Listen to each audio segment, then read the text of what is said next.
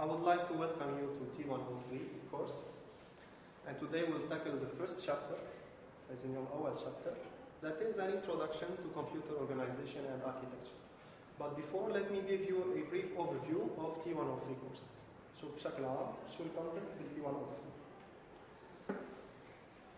So today we'll give a course description and then we will introduce. We will see the difference between computer organization and architecture. What does computer architecture mean? What does a computer organization mean? Then we will discuss what are the main components of a computer system. We will take an example of computer. We will try to explain what is the meaning of the components. And then we will discuss standard organization. We will see a historical view about computers. And discuss the computer level hierarchy. And finally, finalize with the von Neumann architecture. Now, let's start with a brief course description. So, the course name is Computer Organization Architecture. Its code is T103. So, it's a level 1 course equivalent to 3 credit hours.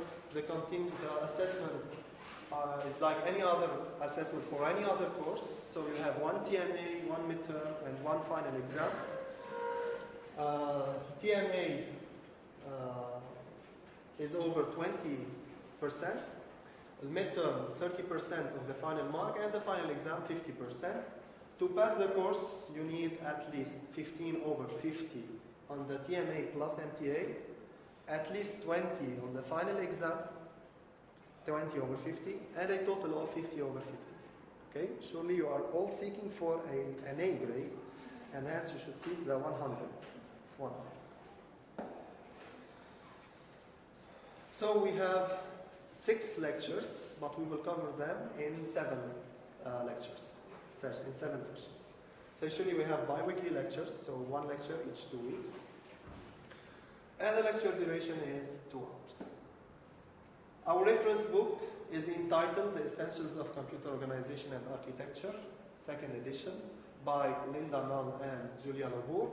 And chapters to be covered are from 1 to 6. Not everything in the chapters is included. Okay? The covered sections are on LMS. Okay? Now, what are the contents? I will show you the study calendar.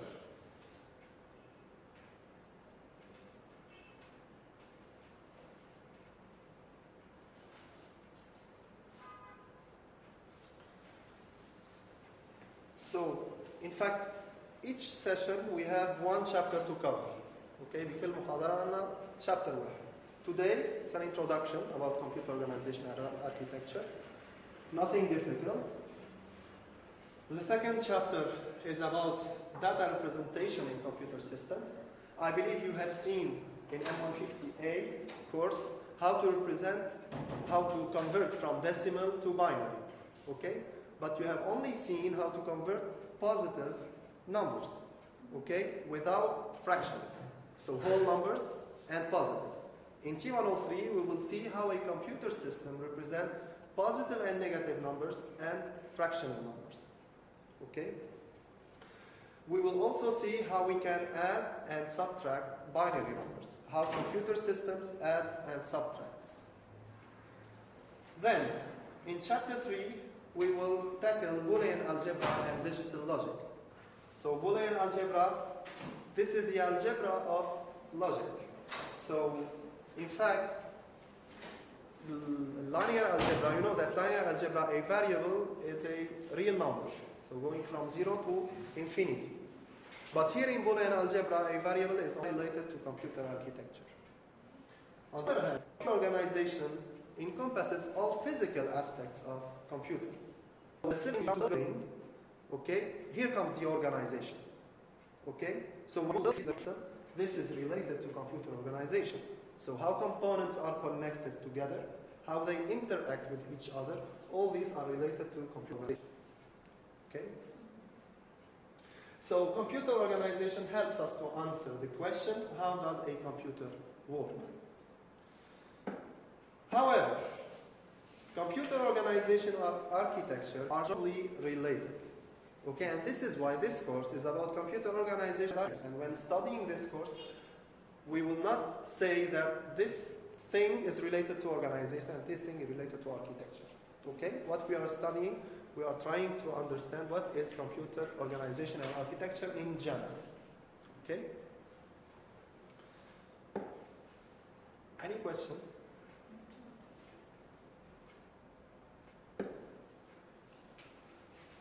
So, now, before going to hardware, you are surely using computers, right? How do you use your computer? Or what you are seeing from your computer? You have computer at home, right? Yes. How you use it?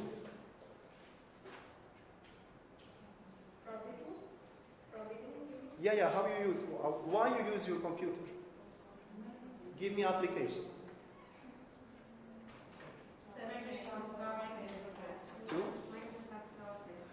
To write a report, for example, opening Microsoft Office. True. Read my email. Read my email, access my email. Searching for something, using searching engine. So using internet, browsing on the internet. Okay, other, playing games. So all these are examples, okay, are applications of computers, but all these are software or hardware. All these are softwares. What you are using are programs. But do you know what happens inside the computer when you open Microsoft PowerPoint? Do you know what is happening inside the computer when you are opening Microsoft Word, when you are browsing on the internet? What you are seeing, in fact, is only the interface. You are only interacting with the interface of the computer, that is softwares. Okay? What we will discuss in this course is how to go from software, from something we are dealing with daily, to hardware. Okay? So in fact, what's happening is that the computer, you are opening, for example, Microsoft Word. This is a program. Another program will be called to run this program. And another program will be used to run the second one. And so on. To finally achieve the lowest level, the level of hardware, where we can find electronic circuits and where electronic circuits do their job. Okay? So this is why we say that there is a strong equivalence between hardware and software. So everything that can be done with software can be done with hardware. And everything that can be done with hardware can be done with software. Now, in the examples we tackled, the computer example, surely if I ask you, is it better to write a program or to create an application in software or hardware? What would you answer? So I have a software and I want to create an application. I want to create a program, okay, something for the computer. Shall I create it using software or hardware? Software. Who say software? And who say hardware? And the other? Nothing? Say nothing. Okay. You've seen high-level language programming languages. So you know that if I want to create a program for a computer system, a complicated system such as a computer system, okay, I need to use a high-level language program. Okay, so I'm writing my program in software. Okay, software level. However, in some applications, in some small games, okay, for games for kids, there are embedded computer systems, small computer systems that are not complicated. And in fact, in these embedded systems, it's better to implement my program in hardware rather than in software. Okay? So what will we tell us if we must write our program in software or hardware after we understand what is computer and what is computer organization and architecture? We might answer this question. Okay? So, now we've seen that we can move from software to hardware. Now we achieved the hardware level. Who can remind us what are the main components of a computer system? So to work, what does a computer need? You've seen that in T170.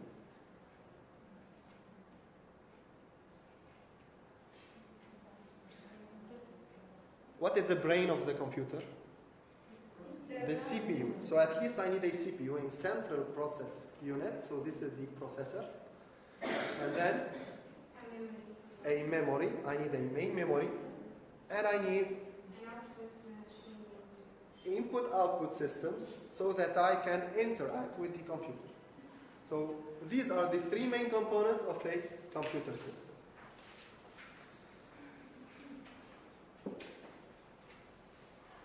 Now, we will go more in details. We will take an example, an advertisement for a computer system, and we will try to explain the meaning of each line in this advertisement.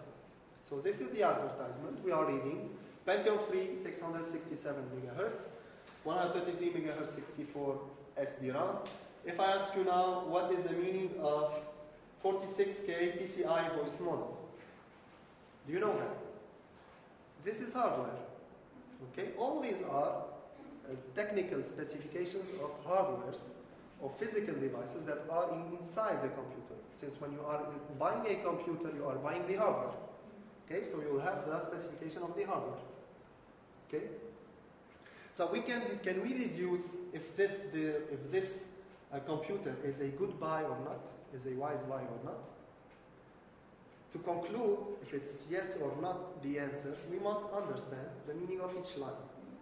Okay? Now, before explaining the meaning of each one, let me remind you about some points you already learned before. Okay? You know that a computer deals with binary numbers. So a computer is a binary system. So inside the computer, I only have 0 or 1. Okay? So this is called a bit. So one element in the computer is called a bit. It could have two states, 0 or 1. So a byte is a set of 8 bits. You know that. Okay? Anyone does not know that? Okay. And you have seen prefixes. Okay? K, kilo, mega, giga, tera, and peta. Perhaps you have seen only until giga. Okay? But you know that these are units. Okay? So if we say I have 1 gigabyte, how many megabytes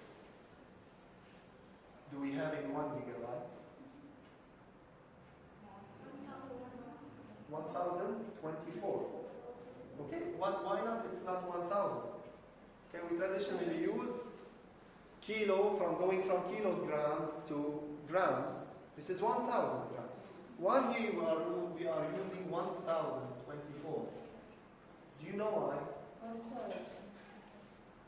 Okay, but here, think in T103, always think hardware. Always think at the hardware level. So why do we have 1024? It's 2 to the power 10. Okay? So why it's a power of 2? Why we use a power of 2 instead of simply using 1000? Because a computer uses a binary system. This is what we could say. It's saying. So since we have binary system, so we only have two numbers, 1 or 0. Okay, we use a binary representation to transform gigabytes to megabytes. And in fact, 1024, that is 2 power 10, is the nearest power of 2, is the nearest number that is a power of 2 to 1000. So if we take 2 power 9, this is 512. Okay, 2 power 10 is 1024, and 2 power 11 is 2048. Okay, so what we did in fact, going from giga to mega, we've taken a number, the nearest number to 1000, that is a power of 2. So we selected 2 power 10. Okay? وأقرب رقم للألف.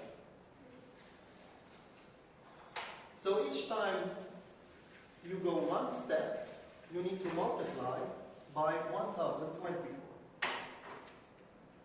So after mega, we have kilobytes, then we have bytes, and then we have bits. step, you must multiply by 2 power 10 or 1020. And to go from bytes to bits, 8. So each byte contains 8.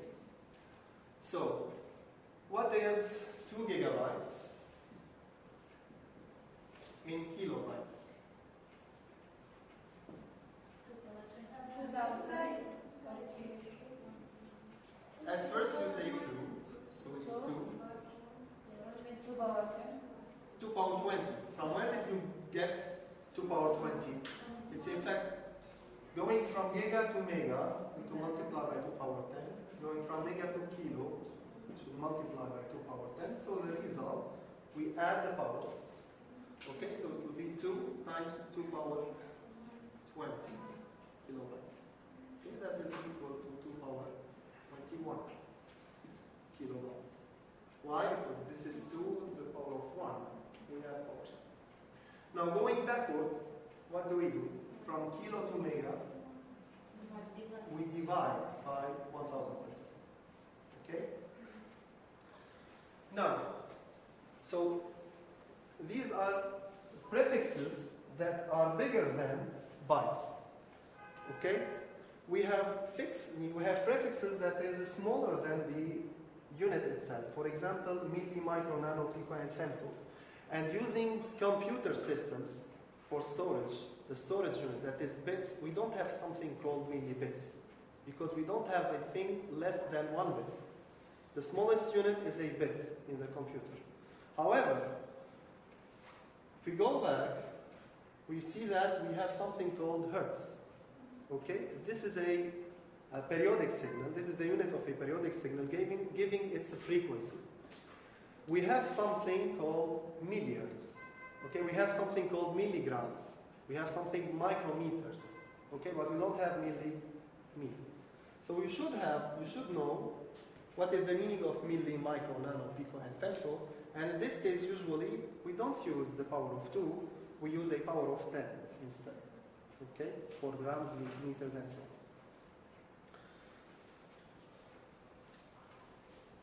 And here the power is negative. Okay, so what is 3 nanometers in meters? Look at the table.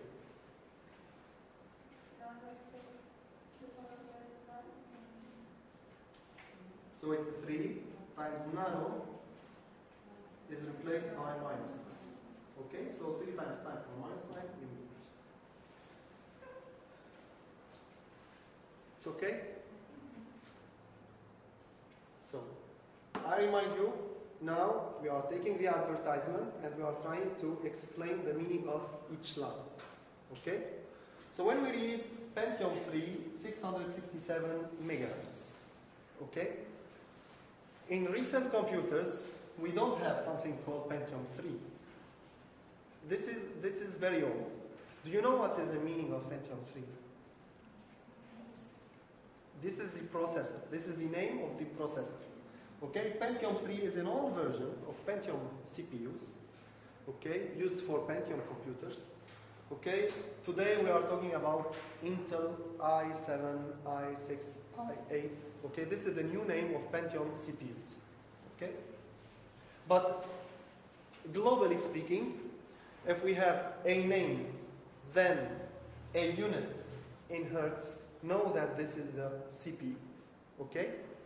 This is the name of the CPU, and this is the speed of its clock. Okay? Each CPU has a clock, okay? Like the traditional clock. Here we have 60 seconds per minute. If you want, on each clock tick, the CPU does one thing. كل clock tick بيعمل شيء واحد. Okay? So this is the idea of a CPU. So here, 667 megahertz means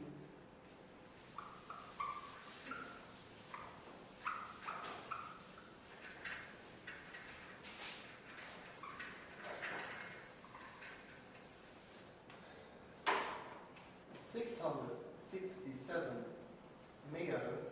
Here the unit is hertz. So in this case, we will not use a power of 2, we'll use a power of 10. Only bytes bytes or bits, kilobytes, kilobits, we use a power of 2. Anything else, you use a power of 10. Even if it's kilobits per second. Okay, you use a power of 10.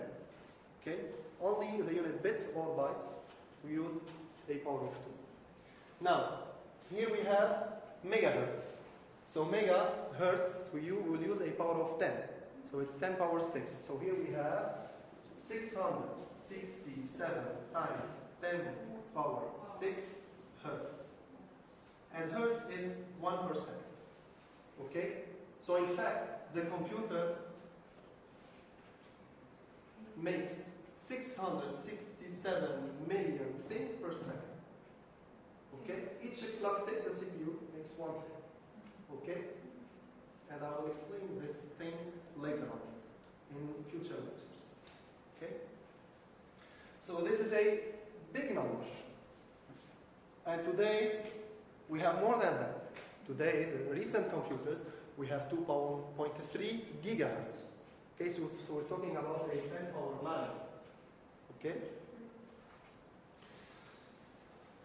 Now, one thing I need you to know is that the number of instructions per second that a processor can execute is proportionate to its clock speed and not equal to.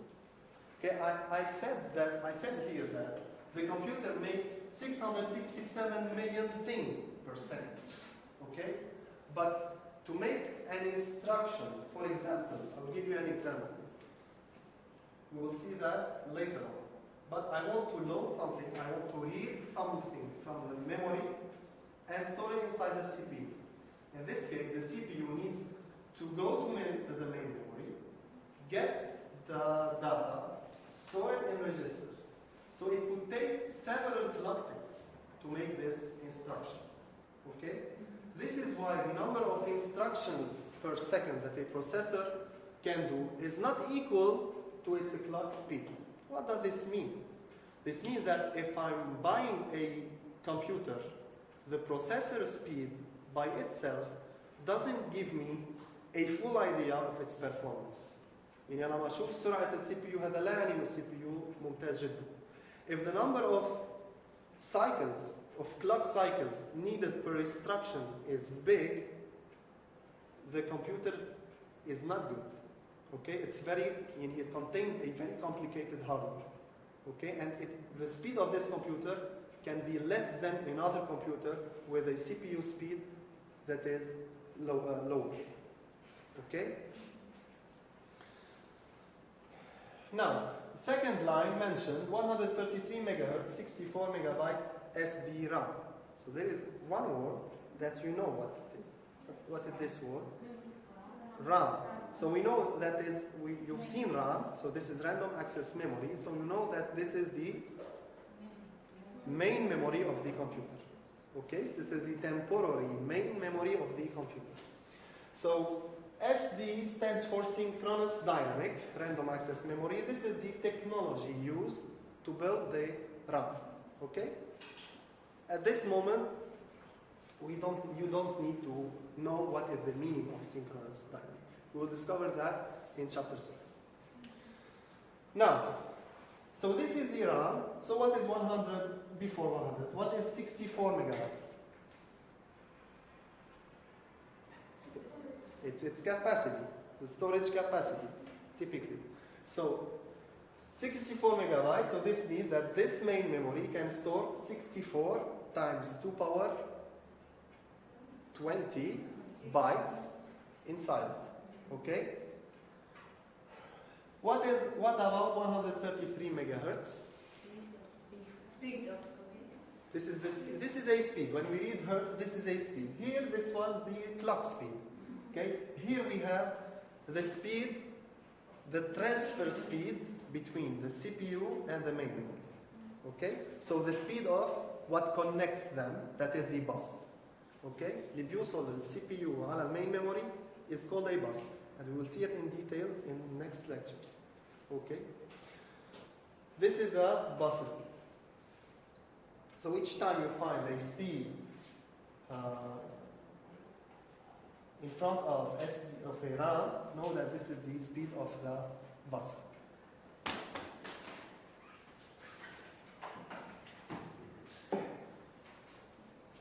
Now, 32 kilobytes L1 cache and 256 kilobytes L2 cache. What do you know in this line? What? Cache is in memory, okay, so you know a lot of things. Okay. What we are familiar with is bytes, okay? So we know that a byte is the unit of, is a storage capacity unit, okay? So we can deduce that cache is a memory, okay? And from the storage capacity, we can deduce that this is a small memory compared to RAM, containing 64 megabytes. Here we are talking about a memory in kilobytes. Okay? So it's a smaller memory used to enhance the performance of the computer. Okay, to increase the speed of the computer. Okay, all what you need to know at this moment is that these are memories. Level 1 and level 2 are two different levels of cache. Usually level 1 is inside the CPU, while level 2 cache is between the CPU and main. Okay? So these are two different. Always the second level of cache is greater in capacity, okay, than the first level. 30 gigabytes EIDE hard drive, 7,200 RPM. So when we read hard drive, we can deduce that this is the hard drive. This is the hard disk, okay? For example, this is the hard disk of the computer. On the hard disk inside the computer, internal hard disk, with a capacity of 30 gigabytes. And EIDE is the interface, okay, the connector between the hard disk itself and the motherboard. Inside the computer, you know that all components are connected together on one circuit, that is the motherboard, okay? For example, all components are connected to the motherboard. For example, AIDE is the connector type. Its type is called Enhanced Integrated Drive Electronics. So it's a type of connector. 7,200 RPM. This is rotation speed, RPM, round per minute. But what is rotating? The disks. The device here is called hard disk. Okay, so we have disks inside the hard disk that are rotating. So 7,200 RPM. That means that each disk rotates 7,200 rounds per minute. Okay. 48x max variable CD-ROM. So this is the, what is that? CD-ROM. This is the device that reads the CDs, okay? Read-only CDs, compact discs that are in technology of read-only memory. Now, 48x max variable. So this is the drive. This is not just a CD. Okay, this is the drive that reads the CDs. 48x max variable CD-ROM. What is 48x? This is the reading speed. Exact. But why it is 480x, 48x? Why we don't have a unit? Do you know why?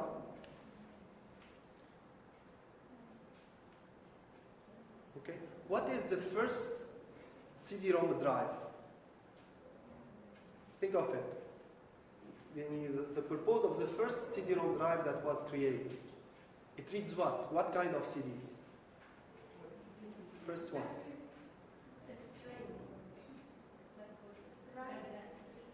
No. The first CD-ROM you used. What kind of data you have inside? It was what? Audio CD. It was an audio CD. So the first CD was audio. And this audio CD, the driver has a fixed speed. And then comes CD-ROMs that can read and write data. Okay? With a higher speed. So all speeds of the speed of the new CD-ROM drive, okay, are referenced to the first speed. That is the speed of an audio disk. Okay? So here, 48x means that this drive is 48 times faster than a reader, a regular traditional audio CD-ROM drive. Okay? And this is always the maximum speed. Okay, we can read with a slower, with a lower speed. Okay, but this is the maximum. Then we read two USB ports, one serial port, one parallel ports. So you know what port is about. So these are the ports that are in the backward in the computer, the back side of the computer. Or even we have ports in the frontal, in the front side of the computer. Okay, that is for USB sticks, anything else. Okay, but then we have two USB. Serial and parallel ports are very old. Okay, in recent computers, we are not using serial and parallel port. We only have USB ports. Okay, and we have a special port for VGA. Now, 19-inch monitor, 0.24 millimeter, 1280 times 1024 at 85 hertz. So this is the monitor. 19-inch is the size of the monitor, while the monitor is rectangular usually, right? So, and we have only one unit. So this is the unit of what? This is the length of what? Which dimension? This one? Do you think? The diagonal. So 19-inch is the length of the diagonal. Okay? Now, if we want to know the proportion, okay, what this length is about and this length is about, we can easily deduce it from the resolution of the screen. It gives us, the resolution gives us the number of pixels per line. So here we have 1280 pixels, and here we have 1024 pixels. Okay, so knowing these numbers, we can easily deduce what is the length of this side and this side. Okay. 0.24 is the size of 1 pixel. Okay, so a pixel is a unit of light. Okay, you know that. You studied that in T103. So this is a unit of light called pixel. Then we have 85 hertz. Okay. In fact, the picture on a monitor is not fixed. Okay. We have a refresh rate. So 85 hertz. This is a speed. Okay. This is the refreshing speed. So what 85 hertz mean is that the picture, the image, is being refreshed 85 times per second. Okay? Then we read Intel 3D AGP graphic card. So this is, we read the graphic card, so we know that this is the VGA card, the video graphic adapter. Then we read 56 PCI voice modem, 64-bit PCI sound card. Faizan, voice modem, it's a little bit old, voice modem. Do you know what is a voice modem?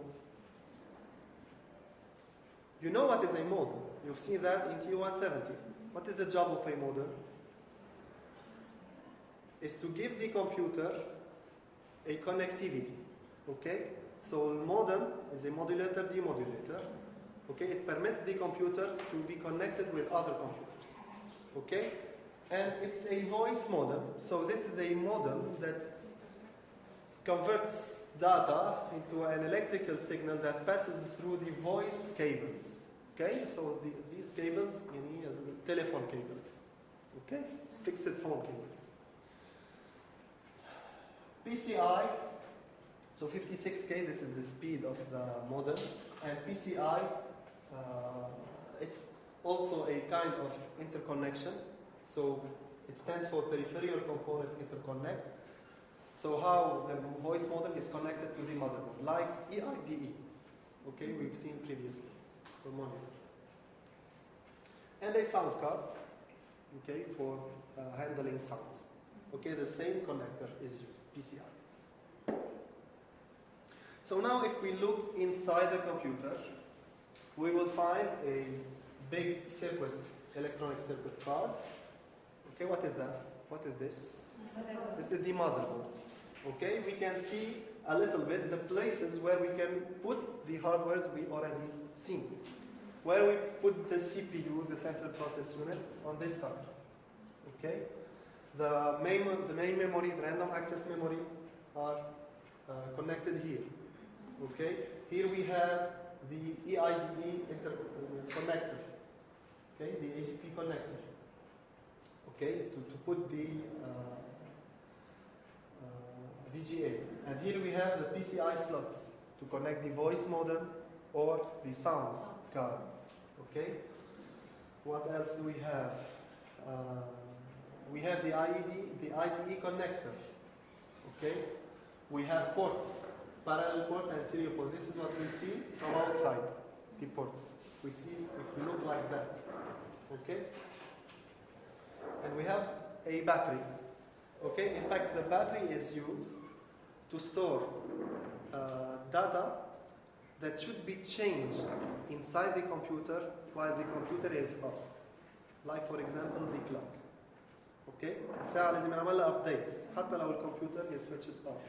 So this battery, one of the usage examples of the battery is the clock, to update the clock. Any question? Okay. So, would it be cool for you if you buy a computer in Kuwait and take it to KSA and your computer don't work there? It doesn't work there. Will you be cool with that? Surely not. You pay, I don't know, 500 KD to buy a perfect computer, then you take it in another country and it doesn't work. Okay? So this is why we need what is called standards organization. What do these organizations do, and what are these organizations? Do you have a background about standards organization?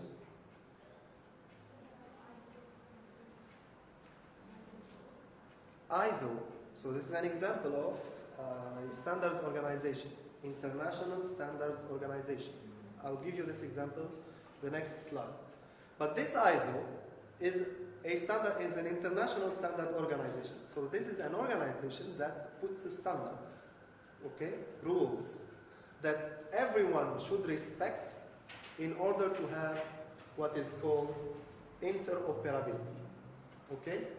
So to have this interoperability, if you want your computer, okay, if you want that your computer works everywhere, all countries should respect the standards put on or written by the standards organizations. Okay? So example of standards organization are IEEE, ITU, and ISO. So IEEE stands for Institute of Electrical and Electronic Engineers. So anything related to electrical and electronic engineering standards are put by IEEE. Okay? Then we have ITU, International Telecommunication Union. So everything related to telecommunication, satellites, and so on. The standards are written by ITU. And then we have ISO. ISO is for everything else. Okay, everything. If I want to buy a pen, if I want this pen to be used in a whiteboard in another country, this pen should respect ISO standards. Okay? Other organizations are countrywide or countries-wide organizations. For example, ANSI, CN, and BSI. So ANSI is the American National Standards Institute. So it's an institute that puts standards for America. Okay, we have the BSI, the British Standards Organization, and for Great Britain, and we have the CN, Comité Européen de Nationalisation, or in English, European Committee of for Standardization. So this is a standards organization that puts rules for Europe. Okay.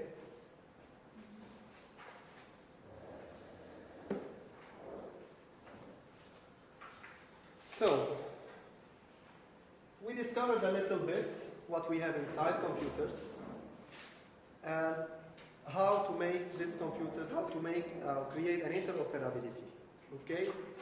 by respecting the standards put on by standard organizations. Now, to admire today's computers, okay, we should at least see what happened before. Okay, how we achieved these new computers. Okay, what technology was used before. And this is why we move now to the historical development of computers. At first, we didn't have what is called computers. We have something called calculating machines, okay, between 1642 and 1945. Okay, all machines was about calculating machines. So these machines that are doing calculations. Okay, these machines, during this period, we defined binary systems. Okay, so we started to use binary systems.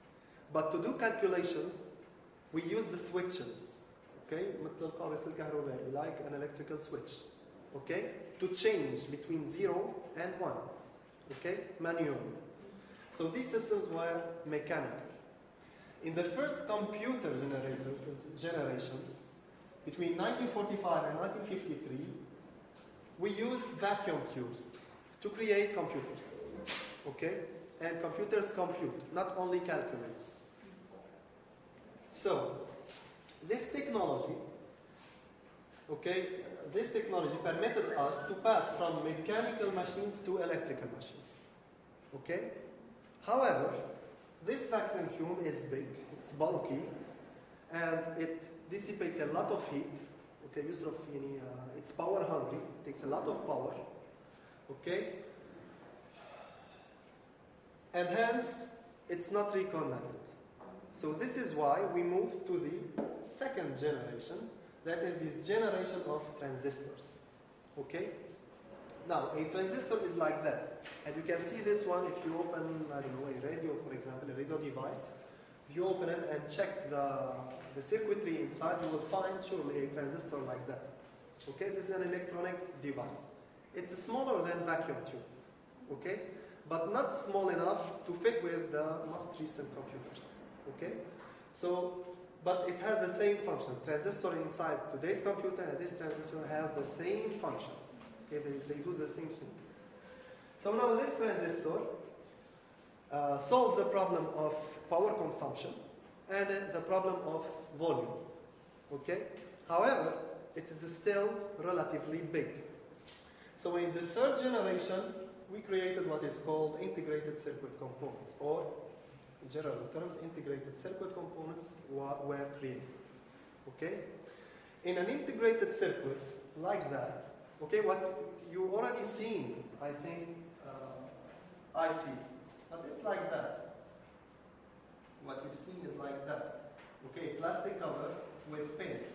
You've seen that before.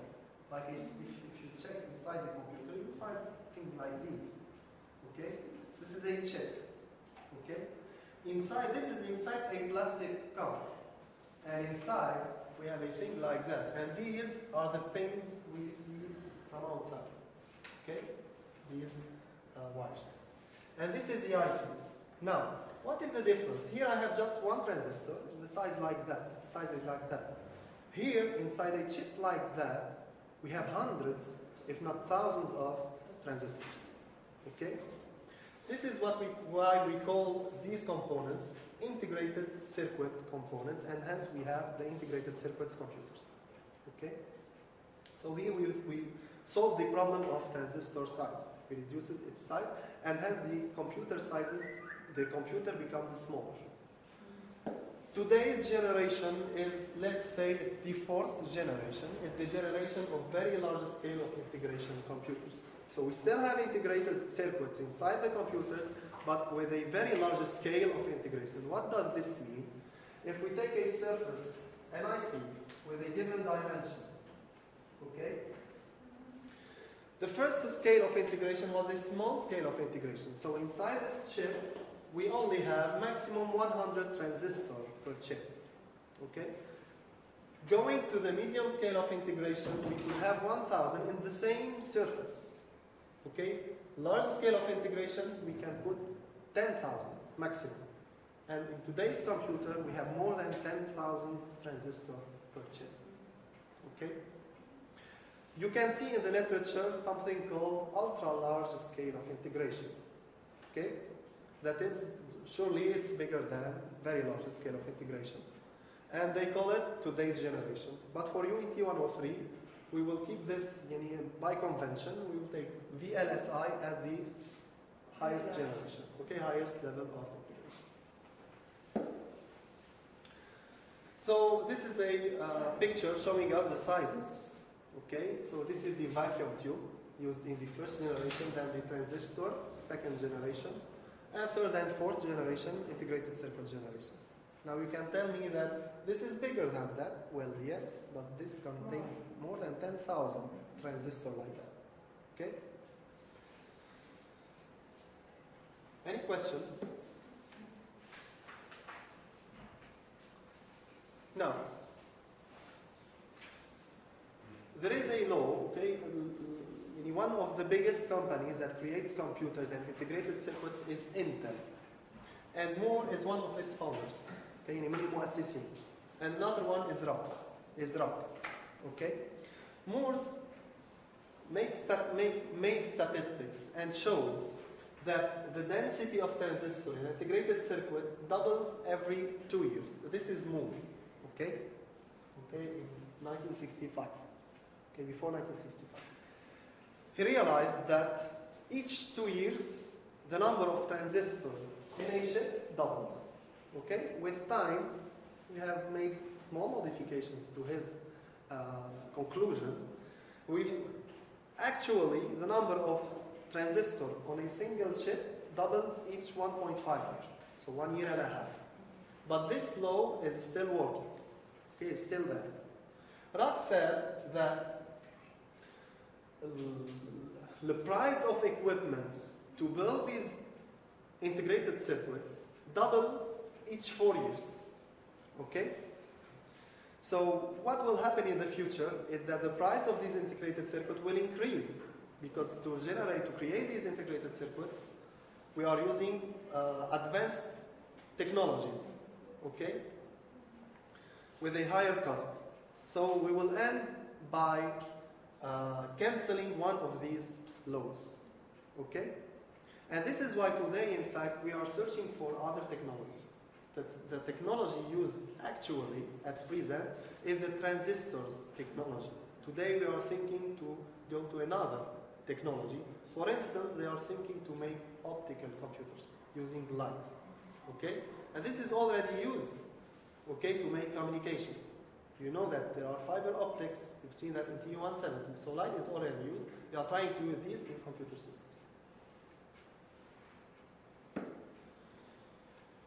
Questions? One of the most important topics of this lecture is the computer level hierarchy. So we started our lecture by saying that hardware and software are strongly related. We start at software level, programs run in other programs to achieve finally the lowest level, that is the hardware level. Okay? So to understand how software and hardware are related, to understand computer architecture, to understand computer hardware, how we achieve the electronic level, that is the electronic devices, where we found the electronic devices, let's use a divide and conquer approach to make several levels, okay, between the software level and the hardware level, the lowest level. So we have here in this picture a user that is using a computer. You already said that a user only runs what? Softwares. So he is running applications. So this is the job of the user. And the user is not seeing what happens inside the computer. So here we can define the first level of the computer system. Surely the user is a major part of the computer system. Because without the computer, without the user, no need for the computer. Okay? So the first level is the user's level, okay, inside which the user runs applications. Okay? So this is the first level. So the highest level, we give it the number 6, and we will have 6 other levels. going from 5 to 0. So the first level, the highest level, is level 6, the user's level, inside which the user runs programs. Now, the lower levels, level 5, 4, 3 until 0, are unseen by the user, and this is why we call them virtual machines. Okay? So level 5, 4, 3, 2, 1, and 0 are virtual machines. So let us discover what these virtual machines are. So here we have the 6th level, the user's level, inside which we execute programs. Then, high-level language level. Why we have here the high-level language level? Directly after the applications. Applications are softwares, right? Each software with special library according to the.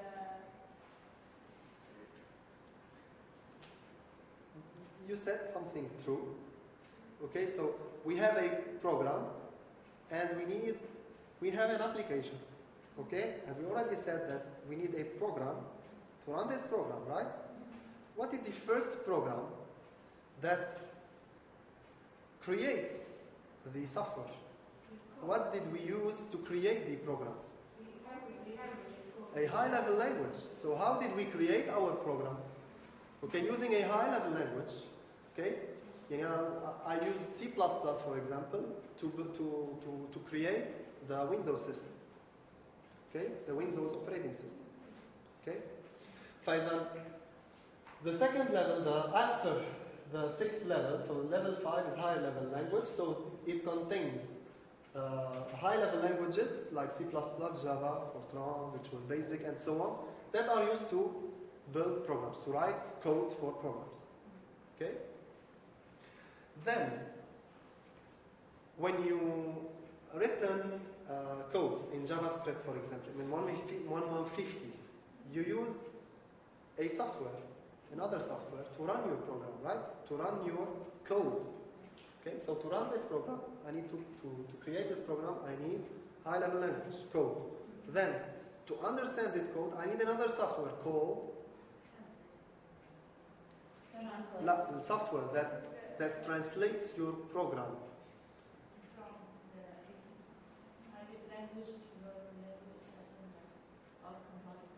A compiler. In fact, each high-level language has a compiler. The job of this compiler is to traduce what is written by the user to a thing that is understandable by the computer. Okay?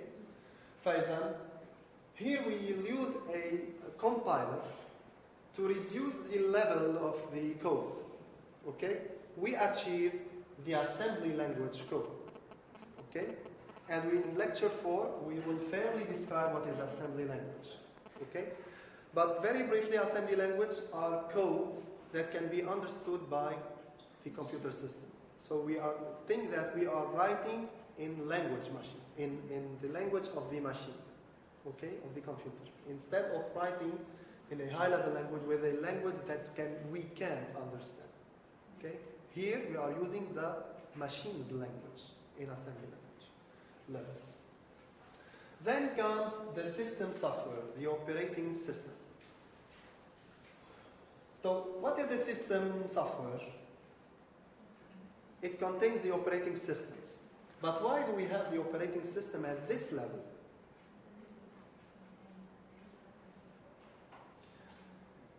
This is a good answer. Why? Because it's in the middle between hardware and software. This is very exact. In fact, the user doesn't run only one application. He can run several applications at the same time. But which application will do the multiprocessing? Okay? The multitask processing. Who will say, or what will say that at this time I will do this job, then I will do another job, then I will do another job. This is the job of the system software. And it's in the middle. Okay? So in the system software level, you will find operating system. You will find all device drivers, because the operating system is the link between the software and the hardware. because the operating system knows everything about the hardware. Each time you want to use an input-output device, for example, if you plug in a mouse, okay, the first time you plug in the mouse, it directly works, or you need to wait a little bit. First time you plug in your mouse, you must wait. What you are waiting for? Searching for the operating system. Is searching for the language he might use to understand, to communicate with the mouse. So in fact, the computer or the operating system is installing the device driver, the language of the device. That's why the computer system knows everything about all devices connected to the computer. Okay? So each time you plug in a device, the operating system must know its language. Okay? After the system software level, we have the machine level. Now, our code achieved the assembly language level. So this is a level, a code level, that is near the machine. But it's not the machine level. Okay, we used a compiler. Okay, we achieved the assembly language level. This assembly language must be converted to machine language. What is the machine language? What is the language of a computer? 0 and 1. More specifically, 0 in the electronic life, our electronic environment, is a voltage, and 1 is another voltage. So for example, 0, 1, this is 0 volt and 5 volt, or plus 5 volts, minus 5 volts in the electronic level, at the electronic level. So this assembly code, like this one, this is an assembly instruction. Okay, must be converted to binary. Okay, so we use what is called an assembler. So an assembler, like the compiler, but here we have an assembler that converts the assembly language to machine, that is binary. Okay.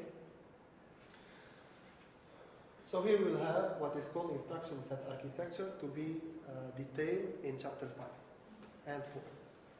Now, level 1 is the control level. So here we have an instruction that is stored inside the computer and ready for execution. Okay? Here we have binary, and binary can be understood by electronic devices. So what we need to do is to traduce what is the meaning of this instruction. So here comes the role of level 1, the control level, where the control unit of the CPU plays its role. For example, here the CPU, or more specifically, a part of the CPU, I will discuss it now, that is the control unit, takes the instruction from the memory and decodes it, okay? And then gives the order for other devices to execute the instruction, okay? So here we will find the job of the control unit of the processor, that is fetch, decode, and execute the instruction. Now, everything is ready. Instruction decoded. We know what we should do. It's now the role of digital logic level. So here we have electronics. Everything is electronics. We want to add. We will add using an adder, an electronic adder. Okay? And we will see what is an adder in lecture 3. Okay? So this is the explanation I already gave, okay, looking at the picture. Just one note. Going from high-level language to assembly language, we said that we need a compiler. While going from assembly to machine level, we need a assembler. Okay? Just one note, a comparison note between the compiler and the assembler. You know a high-level language, for example, A equals A plus 1. Okay, so this is a high-level instruction that adds 1 to a variable, to the content of a variable, and stores the result in this variable. Okay? Now, if we want to create the same instruction using assembly instruction, and we will discuss this in details in the future, we might say load A, add 1, and then store A. Okay? What I want you to know is that one high-level instruction has been traduced to 3 assembly instructions. Okay? So this is the job of the compiler. Now, the assembler, okay, one instruction in assembly will be converted to only one binary machine. Okay? So one machine instruction in front of one assembly instruction. While for high-level language, one instruction would have more than one assembly instruction. Okay? This is just one note I wanted to emphasize. So, final point to be tackled today is the von Neumann model. So this is the architecture or the basic model that is used in all today's computers, the von Neumann model. So you already told me that the main components of a computer system are processor, main memory, and input-output devices. Great. These are the components of a von Neumann model. Okay? In fact, von Neumann is a mathematician, okay, who created this idea. Instead of having a computer, hardwired computer, okay, at the hardware level, with wires that are connected, and each time I have a problem in one instruction, in one step of the program, I need to hardwire the computer again. Instead of having this type, this is the previous architecture of computer. Instead of having these problems, what von Neumann suggested is to have one memory that contains the program, and then the computer reads each instruction from the main memory and executes it, decode it, and then execute it. Then it takes the second instruction from the main memory and executes it. Okay? So in this case, we have a program stored inside a main memory in a von Neumann model. And this is why we need 3 components: the CPU, main memory, and input-output devices. So a von Neumann model consists of 3 hardware systems: the CPU, main memory, and input-output devices. Inside the CPU, we will have control unit, arithmetic logic unit, and registers. Okay, I will discuss them briefly later on. The main memory system, inside which we will store our program. And finally, input-output device, input-output system to communicate with this computer. Okay? Another characteristic of a von Neumann architecture is the ability or the capacity to carry out sequential instructions, processing. So what is sequential? I will process an instruction, then I will process the second one, then the third one, and so on. Okay, this is what is called a sequential processing. And finally, contains a single path between the main memory system and the control unit. Because the CPU will take the data, okay, the instruction from the main memory. So we need a direct connection between the CPU and the main memory. Okay? So this is a diagram of a von Neumann model. We have the CPU, okay, inside which we have the control unit, arithmetic logic unit, and the registers. Okay? And the control unit is directly related to the main memory. Okay? And we have input-output system. Okay? So this is the basic model of computers that is the von Neumann. Now, how does this machine works? Okay, and keep this in mind because we will always use it, okay, during all next lectures. I will explain on using this animation. So, in a von Neumann model, in this computer that we are using now, we have a main memory that contains our program. For example, PowerPoint, Microsoft PowerPoint. So actually, now, at present, PowerPoint is stored, PowerPoint instructions are stored inside the main memory. Okay? And we have the CPU that is reading from the main memory. Okay? It's taking an instruction, fetch it, decode it, and execute it. How? So at first, we have a register inside the CPU called the program counter. Okay? What is the job of a program counter? is to indicate the position of the current instruction. Okay, so what is the instruction to be executed? Okay, starting from 0, for example, we executed 1, 2, 3. The content of PC is 4. Okay, so the next instruction to be executed is the 4th one. Okay, so in fact it contains the address of the next instruction in the main memory. Now, the control unit checks the program counter to define, to identify the location of the present instruction. Okay, so the control unit fetch this instruction. So take a copy of this instruction and store it in a register, usually called instruction register. Okay? So the content of this address is stored inside the CPU. Why? For faster processing. Okay? Because if it's stored in memory, to decode it, it takes time. It's better to be inside the CPU. Okay?